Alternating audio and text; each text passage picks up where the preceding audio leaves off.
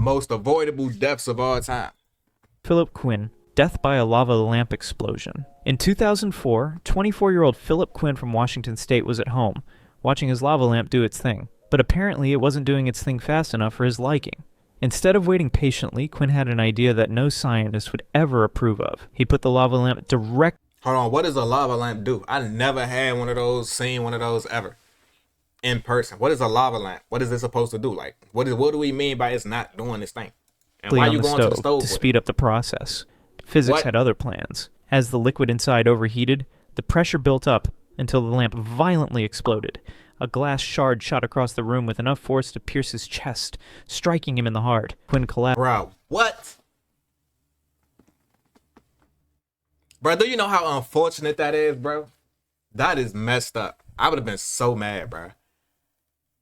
Bro, that's probably so crazy. But it's also the stupidest thing that you could have ever did.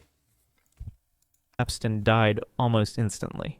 Why When would you police put arrived, they something, found the why would you put something that's in glass, something that got a cord that goes into the wall, on a stove? Remains of the lamp, and presumably a cautionary tale about why household items come with warning labels. For the record, lava lamps already have a safety warning that explicitly states, "Do not heat this on a stove." A piece of advice that, if followed, probably would have saved his life.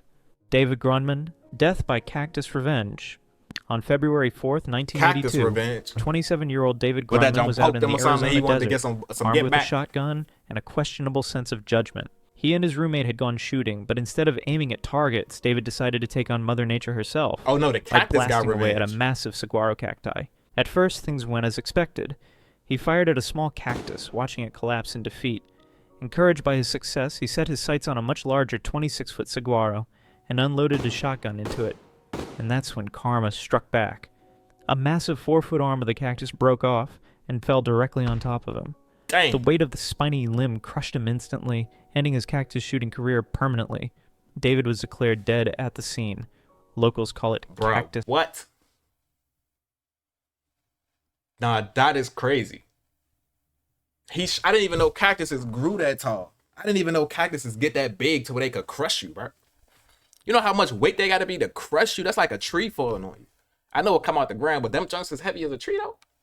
It's karma. They be saying if you in the desert and you need water, you could go to a cactus and get water. So if it's that strong, how am I get the water out of it? A reminder that desert plants have survived for thousands of years, and they don't take kindly to being shot at.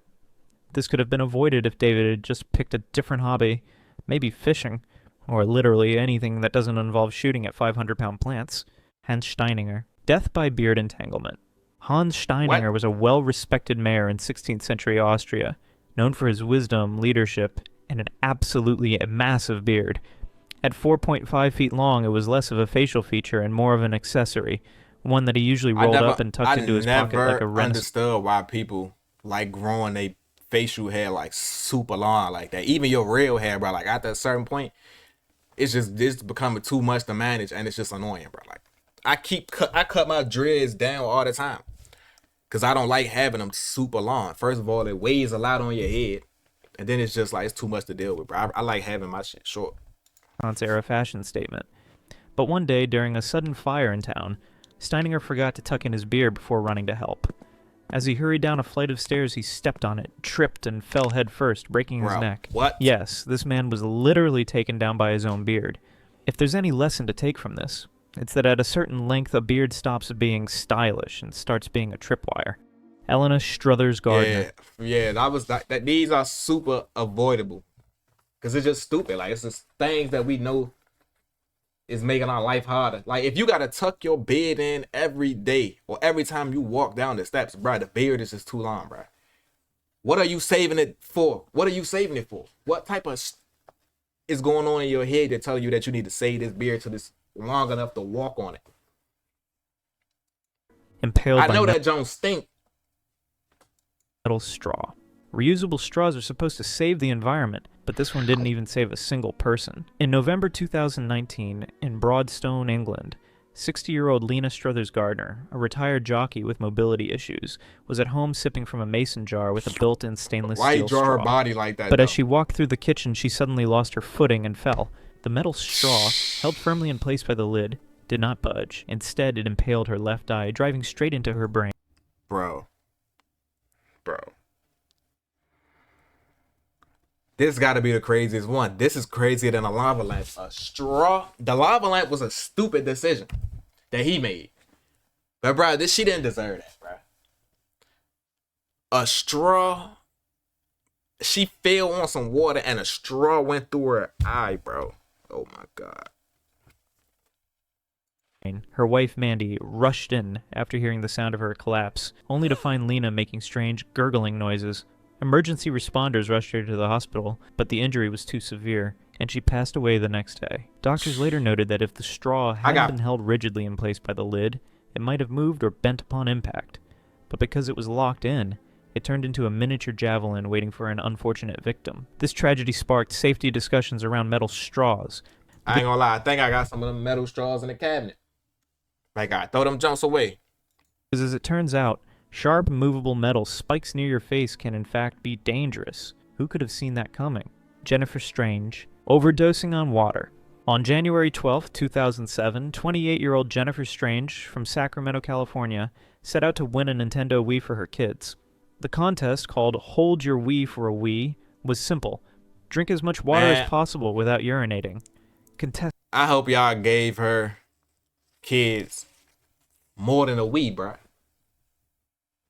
If that was my mother, bro, I'd forever have an issue with whoever did this, bro.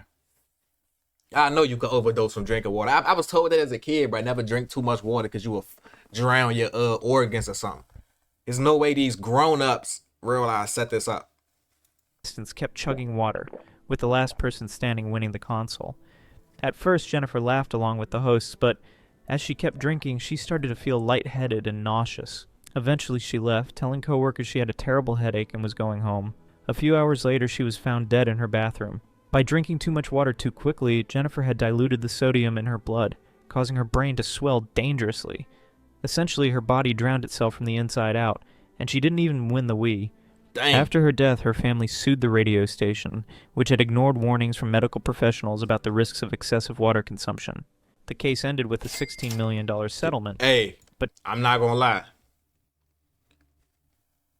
It's sad that her kids is without a parent. You know what I'm saying?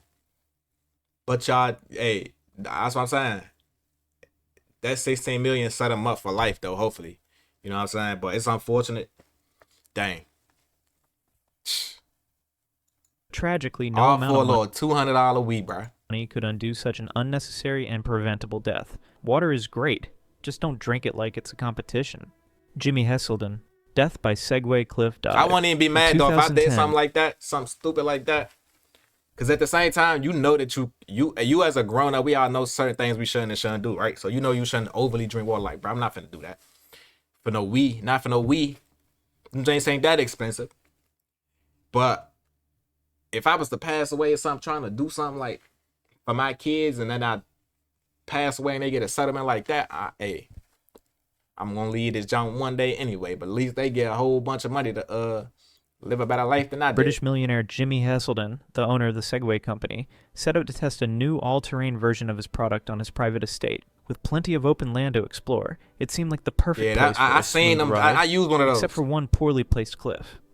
While navigating the terrain, Hesselden somehow lost control near the edge, veered off the path, and tragically plunged 42 feet into a river below. Rescue teams arrived, but it was too late. The man who owned the Segway company had been defeated by the very thing he sold. This death could have been avoided by not testing a self-balancing scooter near the edge of a literal cliff, or maybe by installing guardrails or just walking. Dr. Jacqueline Katarik, suffocation in chimney. He created the product that ended his own life.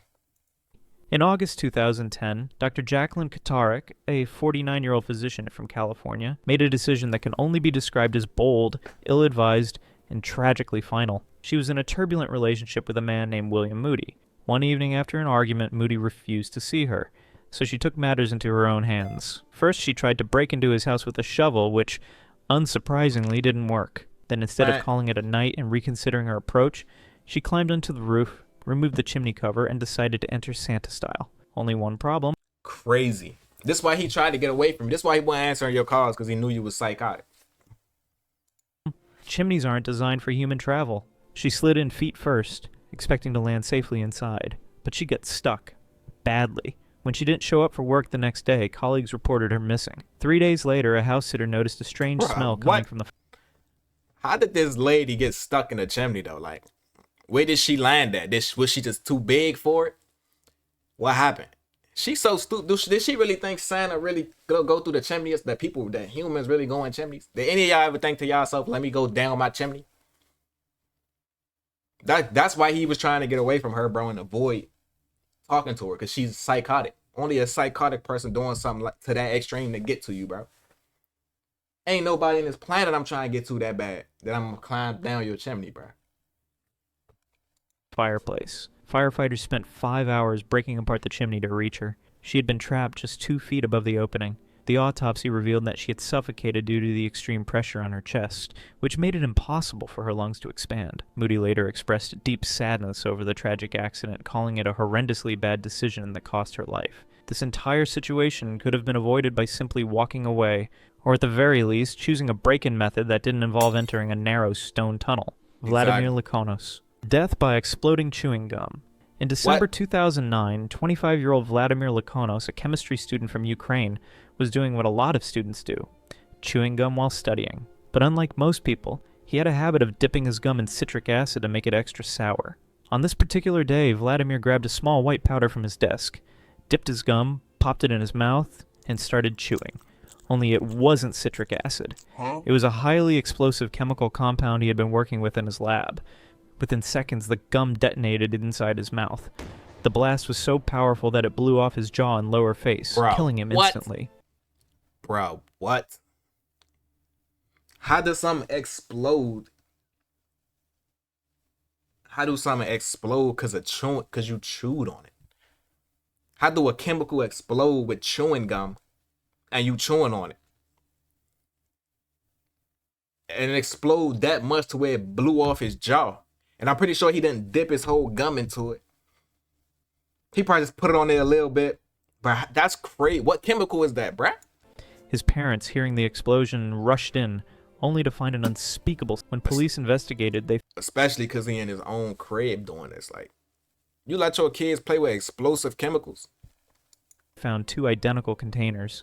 One with citric acid, the other with a volatile explosive powder. In a tragic mix-up, he had grabbed the wrong one. This accident could have been avoided by labeling things properly. It also serves as an important lesson. If you're going to eat something, make sure it's actually food. As bizarre as these stories may be, it's important to remember that these were real people, with real lives. This video isn't about making fun of them. It's a reminder of how even the smallest decisions can have deadly consequences. So let's respect the dead, learn from their mistakes, and maybe, just maybe, think twice before making any life choices that could end up in a video like this.